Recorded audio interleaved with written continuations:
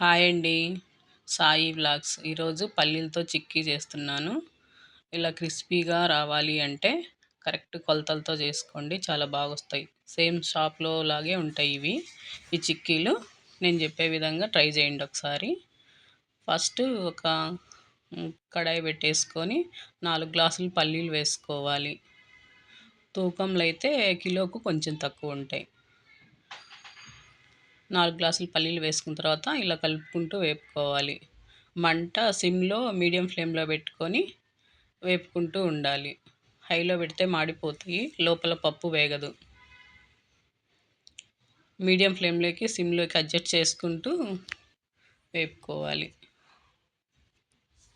ఈ పల్లీలు రోజు ఒక 10 పల్లీలు నైట్ నానేసుకొని ఉదయాన్నే తిన్నా చాలా మంచిది ఆరోగ్యానికి. ఇలా కలర్ మారుతూ ఉన్నాయి చూడండి. ఇట్లా కలుపుకుంటూ వేపుకోవాలి. ఇలా పప్పు పట్టుకొని చూస్తే బాగా వేగితే ఊరికే పొట్టు వదిలిపోయి పప్పు 2 దబ్బలవుతుంది. ఇంకా సరిగా వేగలేదు. ఇంకొక 10 నిమిషాలు వేపుకోవాలి. ఇప్పుడు పొట్టు ఊరికే ఊడిపోయింది చూడండి. ఇప్పుడు ఏగిపోయాయి.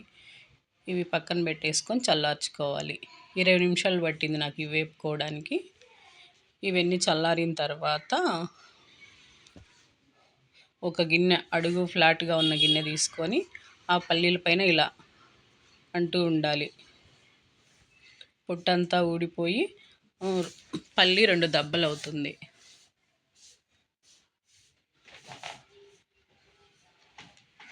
ఇట్లా మొత్తం పొట్టంతా తీసుకోవాలి.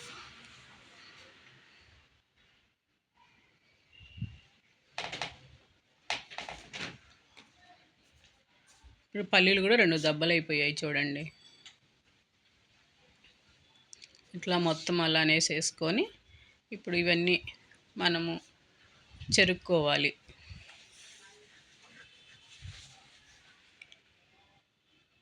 ఆ పొట్టంతా పోయేలా చెరుక్కోవాలి. మధ్య మధ్యలో చేత్తో అట్లా రఫ్ చేసుకుంటూ ఉండాలి పల్లీలను.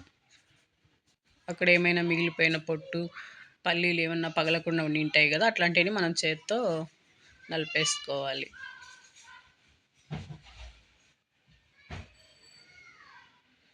పొట్టు మొత్తం చెరిగేసుకున్నాం కదా, పల్లీలన్నీ కూడా దబ్బగా పగిలిపోయాయి చూడండి.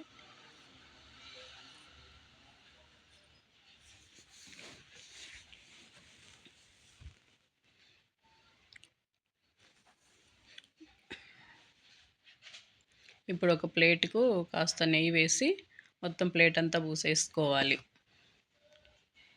మనం ఈ పల్లీలు పాకం పట్టేసిన తర్వాత ఇందులో వేసుకోవాలి కదా, అడుగంటకుండా నెయ్యి వేసేసుకొని ఈ గిన్నెకు కూడా అట్లా పూసి పెట్టుకొని పక్కన పెట్టుకోవాలి. ఇప్పుడు ఒక కడాయి పెట్టేసుకొని 4 గ్లాసులు పల్లీలు వేసాం కదా, 3 గ్లాసులు సన్నగా దంచి పెట్టుకున్న బెల్లం వేసుకోవాలి. 4 గ్లాసుల పల్లీలకు 3 గ్లాసుల బెల్లము, ఒక సగం గ్లాసు వాటర్ వేసాను. ఇదంతా కరిగించుకోవాలి.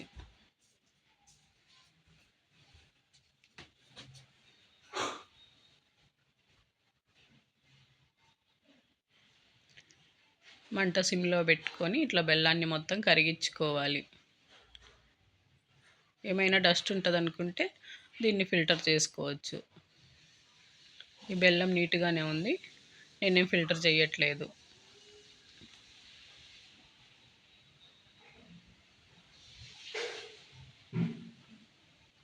ఇట్లా కలుపుకుంటూ ఉండాలి.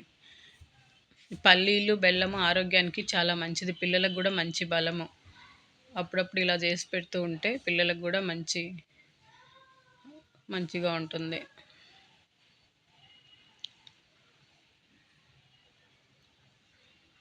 ఇట్లా కలుపుకుంటూ ఉంటే పాకం వచ్చే స్టేజీ వస్తుంది చూడండి. ఒక నీళ్లు తీసుకొని ప్లేట్లో కొంచెం బెల్లం పాకం తీసి వేసుకోవాలి. పాకం రాలేదు, అట్లే కలుపుకుంటూ ఉండాలి. మధ్య మధ్యలో పాకం వచ్చిందా లేదా అనేది చెక్ చేసుకుంటుండాలి.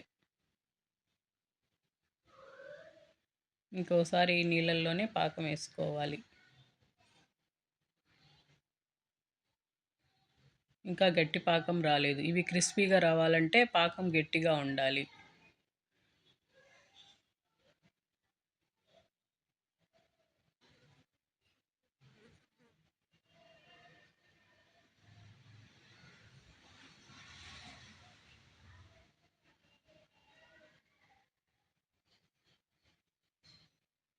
పాకం ఇంకా గట్టిగా అవ్వలేదు. ఇంకొంచెం గట్టిగా రావాలి.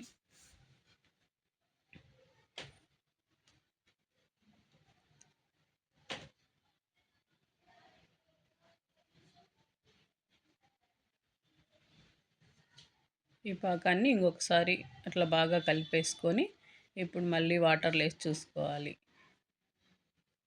ఇప్పుడు వచ్చింది చూడండి గట్టిగా పాకము. ఇట్లా ప్లేట్‌లో వేయంగానే సౌండ్ వస్తుంది గట్టిగా. ఇప్పుడు పాకం కరెక్ట్‌గా వచ్చింది. ఇప్పుడు మనమును పల్లీలన్నీ వేసేసుకొని బాగా కలుపుకోవాలి. మొత్తం కలుపుకున్న తర్వాత మనం నెయ్యి రాసి పెట్టిన ప్లేట్‌లో వేసేసుకోవాలి.